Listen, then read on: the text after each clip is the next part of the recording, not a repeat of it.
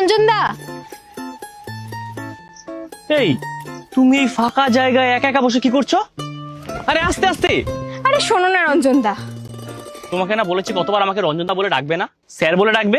মা বেঁচে তো তোমাকে স্যার বলেই ডাকি, কিন্তু শোনো মাত্র 3 বছরের বড় একজনকে আমি সবসময় স্যার বলতে পারবো না। এই তুমি না হচ্ছে বেচে নাটের গুরু, তোমার জন্য আমার বেস্টটা নষ্ট হয়ে যাচ্ছে। কেন, তোমাকে আরো কেউ বলেছে নাকি দাদা? তুমি শুধু তার নামটা বলো, আমি ব্যবস্থা করছি তার। তোমাকে আমি আগেও বুঝিয়েছি, এখনো বোঝাচ্ছি, তোমার না এসব করার বয়স না, এখন মন দিয়ে পড়াশোনা করার বয়স। তাই মাথা থেকে এসব ঝেড়ে ফেলো। এইসব মানে তুমি কি বোঝাতে চাইলে গো? আজকের পড়া করেছো তো, নাহলে চৌরাস্তার মোড়ে গিয়ে কান ধরে দাঁড় করাবো। কি যে বলো না রঞ্জন দা। আবার সরি রঞ্জন স্যার। ও আজকে তুমি পড়তেই যাবো না, একটা বন্ধুর সাথে সিনেমা দেখতে যাব। সামনে পরীক্ষা, আর এরকম চলতে থাকলে কিন্তু আমি বাড়িতে জানাবো। আচ্ছা তুমি কি চাও না আমি কারোর সাথে যাই? সে তুমি যার সাথে খুশি তার সাথে যাও, আমার কোনো যায় আসে না, কিন্তু পড়াটা করে তারপরে যাবে বলে রাখলাম। যাই তো তোমার অবশ্যই আসে। রঞ্জন দা স্যার। হ্যাঁ আসো। সেই তুমি সিনেমা দেখতে গেলেই। সিনেমা ছাড়ো, তোমার হেয়ার কাটটা কিন্তু দারুণ হয়েছে। একদম আমার সাথে ইয়ার্কি করবে না, খাতাটা বার করো। একটা জিনিস খেয়াল করেছো রঞ্জন দা, আজ আমাদের ড্রেসের কালারটা অলমোস্ট ম্যাচিং।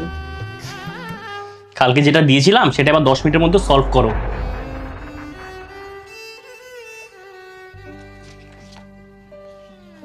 রিনির উপদ্রব দিন দিন বেড়েই যাচ্ছে।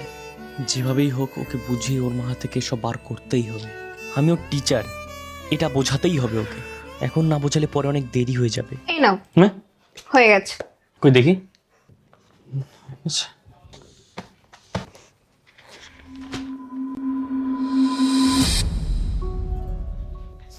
রিনি কি লিখেছো সব? কি? এটা আমি লিখিনি, আমার বন্ধুরা লিখেছে। এটা আমার হ্যান্ডরাইটিংই নয়, দেখো। তোমাকে এতবার বোঝানোর সত্ত্বেও তুমি আমার কোনো কথা শুনছো না, তাই তো?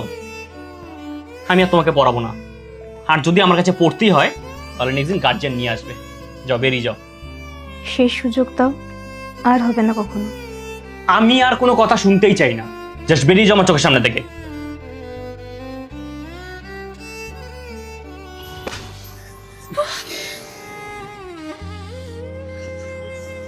সেদিনের পর থেকে আর পড়তেই আসলে না। কি শোনা যাচ্ছে না? যাবো না পড়তে আপনার কাছে আর। বাবা আপনি কিছু বলা থাকলে বলুন, নাহলে আসতে পারেন স্যার। দেখো রিনি, তুমি 3 বছরের ছোট হতে পারো, কিন্তু তুমি ভীষণ ইমেচিউর। তাই তুমি ভুল পথে যাচ্ছিলে দেখে আমি তোমাকে শুধরানোর চেষ্টা করছিলাম। আপনি শাসন করেছেন আর আমি শুধরে নিয়েছি নিজেকে, তাই আর যাবো না পড়তে। সরি, আমি তো সেদিন একটু বেশি বলে ফেলেছি। আপনার এই মাসের ফিসটা আমি দিয়ে আসবো, আর তারপর থেকে আর আপনার কাছে পড়তে যাবো না স্যার। স্যার না, রঞ্জন দা।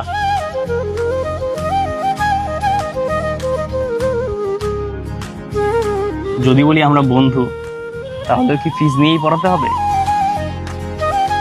ভেবে দেখতে হবে। রিনি তাড়াতাড়ি খাও, আমার পড়ানো আছে। প্রথমবার তোমার সাথে ঘুরতে বেরিয়েছি, তোমার টাকায় খাচ্ছি। উফ, ব্যাপারটাই না পুরো আলাদা। কেন, টিচার্স ডেতে খাওয়াইনি? প্রথম ডেটে এসে খাওয়া আর টিচার্স ডে খাওয়া এক হলো? আচ্ছা কালকে যা যা পড়া দিয়েছিলাম সেগুলো করেছো তো? না পারলে কিন্তু কোনো ছাড় নেই। আজ অন্তত পড়ার কথাটা বাদ দাও। ওর ছেলে মানুষটার প্রশ্রয় দিতে গিয়ে ওর পড়াশোনার কোনো ক্ষতি করছি না তো?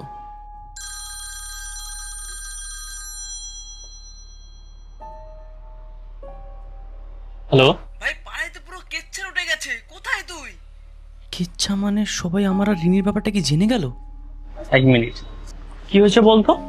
আমাদের জিওগ্রাফি স্যার তার স্টুডেন্ট টুম্পাকে নিয়ে পালিয়েছে। টিচার হয়ে স্টুডেন্টের প্রেম, ছি। রিনিও তো আমার স্টুডেন্ট, আজও তো টিচার স্টুডেন্টের প্রেম নিয়ে মানুষ চর্চা করছে।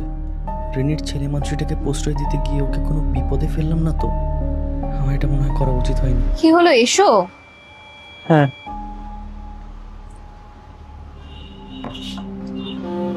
কিছু হয়েছে? না না, তুমি খাও। পরের সপ্তাহে একটা সিনেমা রিলিজ করছে, যাবো কিন্তু। হ্যাঁ সিনেমা দেখতে যাই আর স্টুডেন্টগুলোর সাথে দেখা হয়ে যাক, তাই না? এই জন্য না কোনো টিচারের সাথে প্রেম করতে নেই, শুধু এটা করো না ওটা করো না। তার থেকে ভালো পরের সপ্তাহে চলো কলেজ স্ট্রিট যাই। কফি হাউসে? আরে না, বই কিনতে। রিনি, দাদা কখন থেকে ফোন করছি, ফোন ধরছিলে না কেন? দাদা জেনে সবাইকে জানিয়ে দিয়েছে, অনেক কষ্ট করে ফোনটা করেছি। তোমার বাবা মা জেনে কি বললো? তুমি এসব ছাড়ো, রোজ যেখানে দেখা করি সেখানে একটা পাঞ্জাবি পরে চলে এসো। পাঞ্জাবি? পাঞ্জাবি কেন পরে আসবো? রাখো রাখো, পরে কথা বলছি। আরে হ্যালো হ্যালো,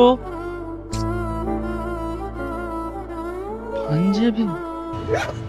পার্স নিয়েছি, ফোন নিয়েছি, চার্জার নিয়েছি, ওষুধ নিয়েছি। কি হচ্ছে এসব বলো তো?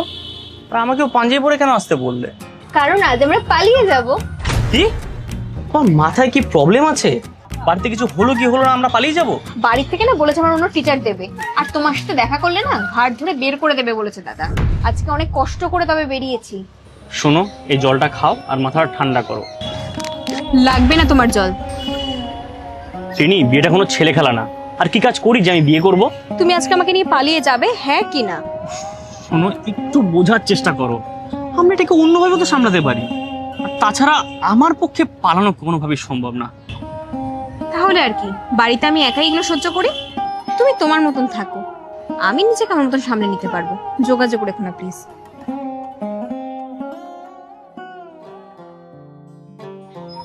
আচ্ছা ঠিক আছে, আমরা বিয়ে করব।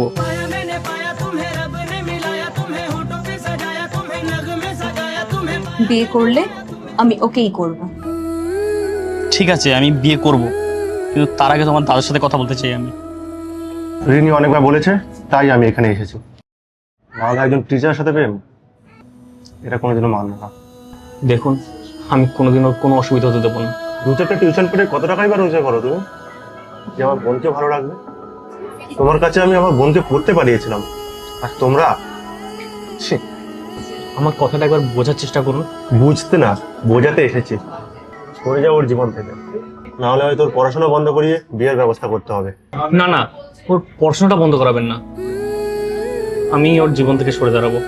এভাবে তোমরা দুজন দুজনের কথা বলে আমার উপর চাপাতে পারো না। তুমি কোনো কথা বলবে না, চল আমার সাথে।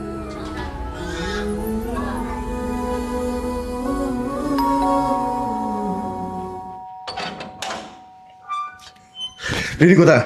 রিনি, রিনি, রিনি? রিনি তো এখানে নেই। সত্যি করে বল, কোথায় লুকিয়ে রেখেছিস আমার বোনকে? কেন রিনিকে খুঁজে পাওয়া যাচ্ছে না? রিনি, রিনি, রিনি, কেন রিনিকে খুঁজে পাওয়া যাচ্ছে না? আমার হাত বান্ধিবি পা সরে যাও ওর জীবন থেকে। বান্ধিবি মন বান্ধিবি আমি ওর জীবন থেকে সরে দাঁড়াবো। আমার চোখ বান্ধিবি। কি করছো এসব? সবাই তোমাকে খুঁজছে। ছাড়ো, বাঁচতে চাই না আমি। কেন এসব পাগলামি করছো? মরাটাই কি একমাত্র সলিউশন? কেউ নেই আমার, যাকে সবটা দিয়ে ভালোবেসেছিলাম সেও কত সহজে বলে দিল আমার থেকে সরে যাবে। তুমি জানো কথাটা শোনার পর আমার কি অবস্থা হয়েছিল? আসলে আমি তখন বুঝতেই পারিনি যে আমি তোমায় কতটা ভালোবাসি, কিন্তু তোমার দাদা যখন বলল তোমাকে আর খুঁজে পাওয়া যাচ্ছে না, তখন আমি বুঝতে পারলাম তুমি আমার জীবনে কতটা জড়িয়ে আছো। আসলে তোমাকে ছাড়া না আমি পাগল পাগল হয়ে যাচ্ছিলাম। তুমি ভাবতে পারবে না তোমাকে আমি কোথায় না কোথায় খুঁজেছি, কিন্তু যত সময় যাচ্ছে ততই বুঝতে পারছি তোমাকে ছাড়া আমি বাঁচবো না। সত্যি তুমি আমাকে ছাড়া থাকতে পারবে না? না, সত্যি আমি তোমাকে ছাড়া বাঁচবো না। তুমি কথা দাও, তুমি আর কখনো আমাকে ছেড়ে যাবে না? আমি কথা দিচ্ছি, আমি তোমাকে ছেড়ে কখনো যাব না, কারণ আমি তোমাকে ছাড়া থাকতেই পারবো না। আমি জানতাম তুই আমার বোনকে নিয়ে পালিয়েছিস। না দাদা, আমি নিজেই এখানে এসেছি। চুপ!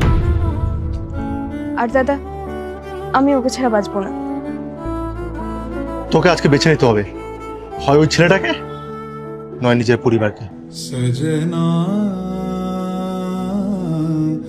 बरसे है क्यों আমি এই বিয়েটা করতে পারবো না। কেন? বিয়ে জীবনে মানুষের একবার হয়, প্রি ওয়েডিংও একবার, তাই ক্যামেরাম্যান যা যা পোজ বলবে তুমি সেইগুলোই করবে। বাড়ির লোকজন এসব দেখবে, তাছাড়া আমার স্টুডেন্টরা তো আছেই। না না, আমি এসব করতে পারবো না।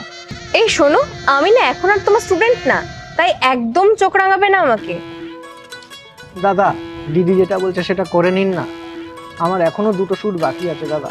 এই তুমি না হচ্ছে নাটের গুরু, কেন সহজ পোজ বলতে পারো না?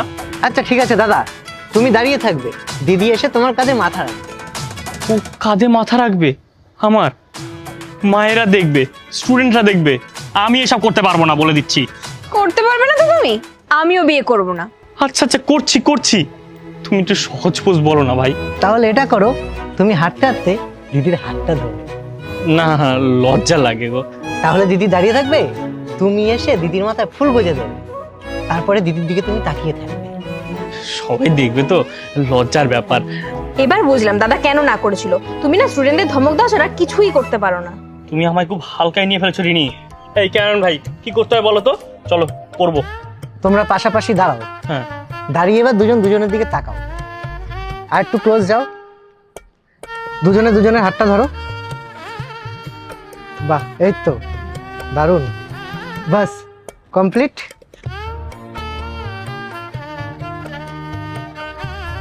এই যে স্যার, স্টুডেন্টরা কিন্তু এগুলো দেখবে। সমাজের কথা ভেবে তোমার সাথে অনেক খারাপ ব্যবহার করেছি আমি। ভুল সিদ্ধান্ত নিয়ে তোমার জীবন থেকে সরে আসতে চেয়েছিলাম, কিন্তু তুমি আমাকে শিখিয়েছো যদি সঠিক মানুষ হয় তার জন্য পুরো পৃথিবীর সাথে লড়াই করা যায়। তাহলে বলছো আমি ইনম্যাচিউর না? সে আর বলতে, তবে অনেক দ্বন্দ্ব কাটিয়ে আজকে আমি এখানে তোমার পাশে বসে আছি। সবই বুঝলাম, কিন্তু চিন্তার একটা বিষয়। কি বলো তো?